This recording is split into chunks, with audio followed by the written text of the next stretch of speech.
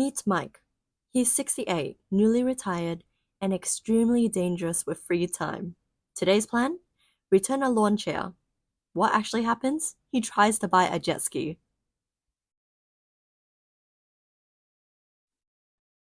One minute, he's asking for directions to the returns counter. The next, he's test sitting on a 150 horsepower aquatic missile he thinks he can afford.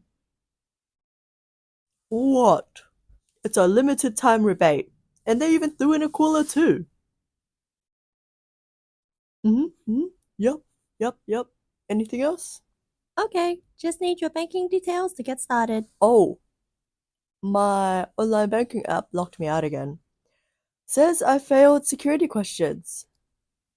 The answer to what was your first pet's name is apparently which one? Okay, time to call Satan herself. Hey, Tess, can you just call the bank and unlock my account real quick? I'm making a big purchase. Yeah? What kind of purchase? It floats. Dad, no, you don't even know how to swim. Of course, Tessa calls the bank. Again. And guess what? We can't release any information unless you have a registered power of attorney on file. He's about to spend 12 grand on something he'll use once. Legally, he's allowed to.